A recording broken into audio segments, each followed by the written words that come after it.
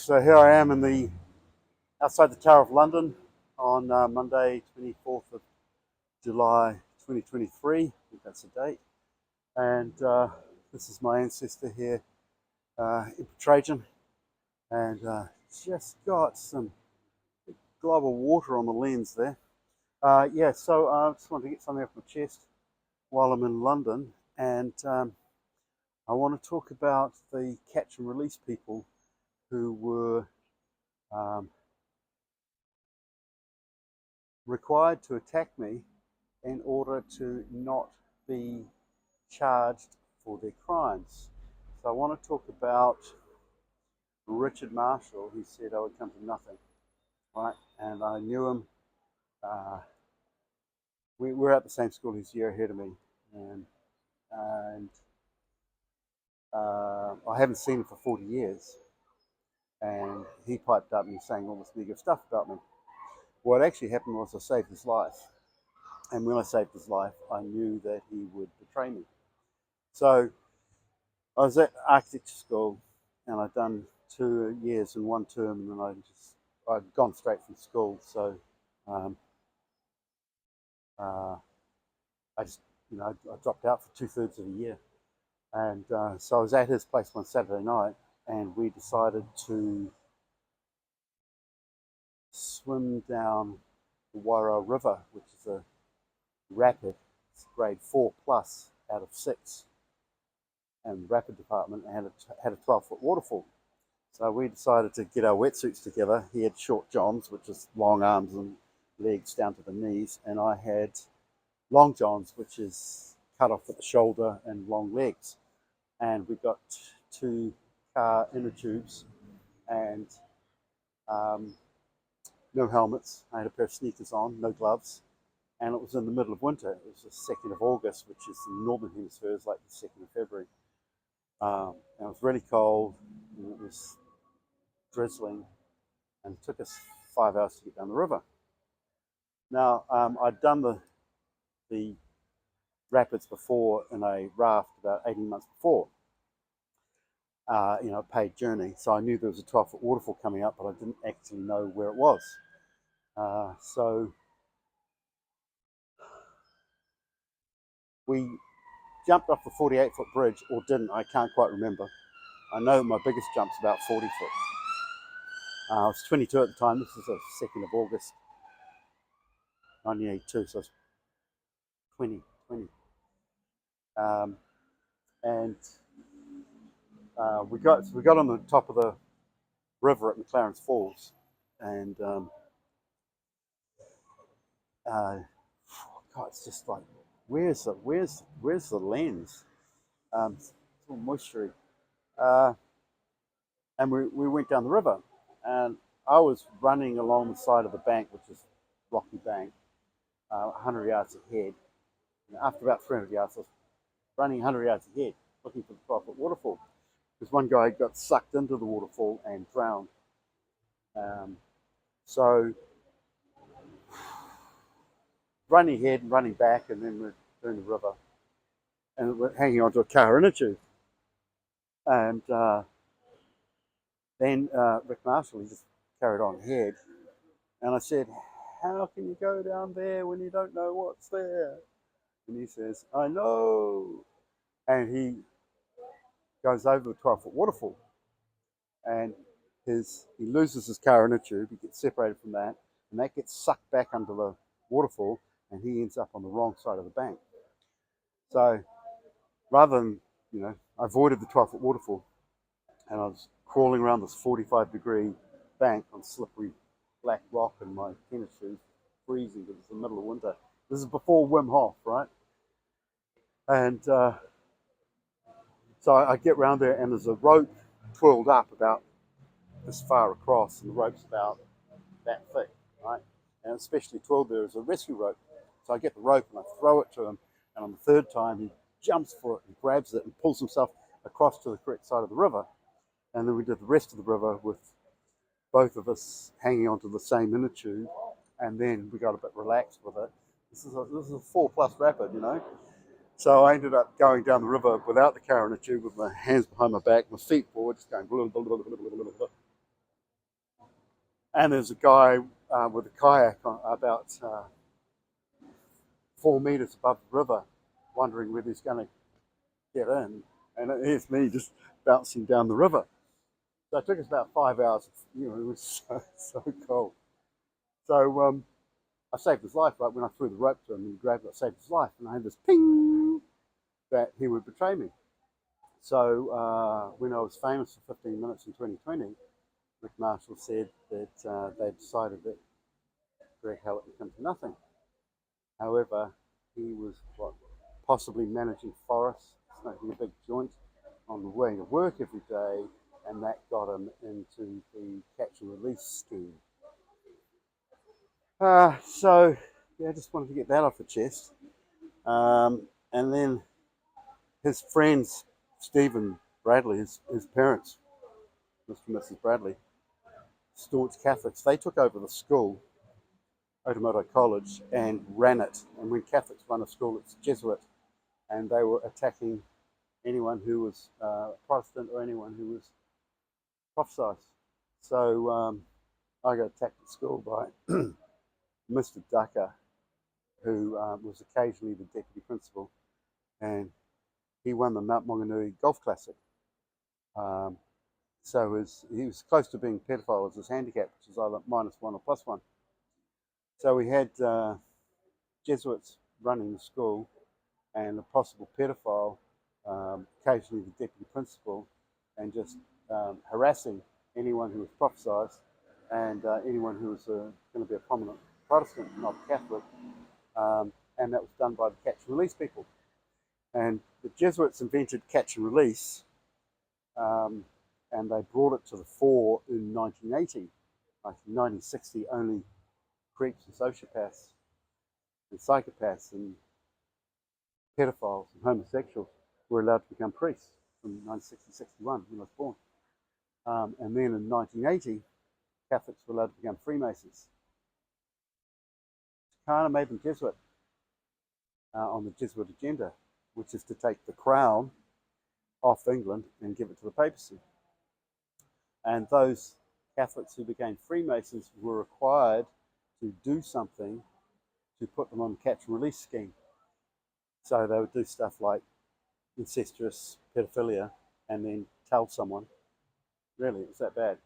And they got these instructions in New Zealand from Margaret Wilson, who was a KGB gangbang prostitute. She's got one leg.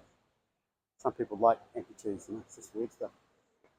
So Tauranga, where I grew up, and it's where W.H. Ratimer predicted that Christ Tama, which means boy, would grow up. And Ratimer developed the second biggest church in New Zealand. So you got Protestants, Catholics, and then the Ratimer Church. It was all about the prophecy, and the prophecy started here in the Tower of London from his descendants, Emperor Trajan, Marcus Aurelius, and Antoninus Pius. And Queen Anne Boleyn faked her execution in here, and Walter Raleigh was in here for 13 years doing he's buying anonymous estates and rewriting his plays as Shakespeare. So this is kind of lineage right here. And what can I say? The ceremony of the keys, which is celebrated at 10 p.m. every night, actually celebrates Queen Anne Boleyn's escape. So it's known as the Great Escape. So you can get that book at www.kingjohn3rd.uk. It's an ebook now, it's coming into print. And cracking story. Absolutely cracking story. It's part of a 13-book series, may end up being a 14-book series, called British Frauds on England's History. And it's about the Jesuit takeover of the English and calling it Britain. So the Jesuits used King James VI to take over England. King James VI was not King James VI, and he was never crowned King James VI. He was actually a Jesuit usurper who killed King James VI. And he killed 6 out of the 11 King James VI, 6 out of 10. The first one died, which was Mary Queen of Scots' child. He died at 2.5 days old in Edinburgh Castle because the shooting of cannons off to celebrate him, celebrate his birth, and the shockwaves killed him. So then King James VI, well, James Charles or Charles James Stuart, who wasn't crowned, died, and then John Erskine, the second Earl of Mar, he took over. He was actually crowned James VI. And then when his father died, the first Earl of Mar, he'd become the second Earl of Mar. So he got replaced. The second one was John Forbes, and then was John Erskine, and the third one was cousin Thomas Erskine. He acted as King James VI. And then there were another King James VI. What happens is you get, when some royal child is about to be born, you get all the other royal families in a breeding race trying to breed a child and give it the same name, like James or James Charles or Charles James. They don't know which it is. And then try and replace them. So he had all these, about 8 palaces and famous houses around Edinburgh, and they're hiding all these potential King James VI there. Sometimes they were together, and sometimes they were separated, and sometimes they're transferred together, and sometimes transferred separately, and sometimes they're transferred as a ruse. And they ended up, all 6 of them, in Ruthven Castle, and there was the Ruthven raid in August 1582, where 6 of these King James VI were taken to Slains Castle above Aberdeen in the north of Scotland, and their Jesuit servant learnt all of their ways and then poisoned them all. Slains, Slains, Slains Castle. So the Jesuit servant then travelled 100 miles south to St Andrews, and he went to St Andrews University. He got sodomized by the Tudors, and then they kicked him out, and he went to Slains Castle and Slains Cathedral. Slains Cathedral had been absolutely ruined for the last 24 years. So these Catholic tourists from Europe who were actually in St Andrews Cathedral, they said, "Oh, look, there's the missing King James VI." And he was just a Jesuit servant. He didn't look like an Erskine. He didn't look like a Stuart at all. And the Primate of St Andrews was in prison next door in Slains Castle at the time, so he couldn't object, right? So this Jesuit servant who'd murdered 6 of the King James VI in 1583, poisoned them all. He then became King James VI of Scotland without ever being crowned, and his name was not James Charles Stuart or Charles James Stuart. He wasn't a Stuart, he wasn't an Erskine. So you got a totally fake royal line. So because King James VI was never crowned King James VI, he came and took over England. When Queen Elizabeth died, she was poisoned for the last 2 years of her life, and she couldn't speak. So when they asked her, "Who do you want as your replacement?" she went like this, right? And that was taken to indicate James VI, the Jesuit servant, but it could have been anyone. There were the 3 Stanley sisters, and there was Francis Bacon and Sir Walter Raleigh, who were all well ahead of James VI, whether he was legitimate or not, and definitely well ahead of the Jesuit servant murderer James VI, who actually admitted to murdering at least 2 of the James VI in a poem. And then he said, "The devil take care of the rest." So the historians have known about this for a long time, and they've just kept it secret. They're not saying it because they rely on money from tourism and propaganda, etc. Now, this here used to be a royal palace, and they advertised it as a prison.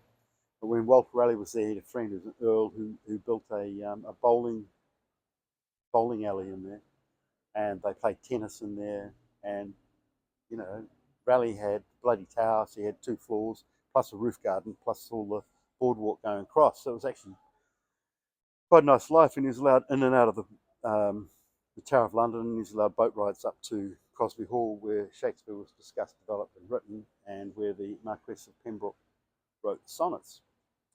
And I'm a descendant from Shakespeare, Raleigh, and Queen Anne Boleyn. Queen Anne Boleyn was Walter Raleigh's grandmother, and I was with a High Knights Templar, Knights Templar Freemason historian who's in the bloodline, well in the bloodline, and I was telling him the stuff like Queen Anne Boleyn escaped her execution, and she was the grandmother of Walter Raleigh, and he goes, "We know." So a lot of the stuff, like 9 out of 10 of the major points that I made in my 13 books of British forts and English history, they already knew, and there's just one that they didn't know, but they'll investigate and tell me whether it's true or not. So what we've got is British forts on English history, and Britain means Jesuit England, and the role of the crown from James VI on was to hand over the English crown to the papacy. So several things have happened since then, over the last 400 years, 420 years. So one of the things I should mention is that the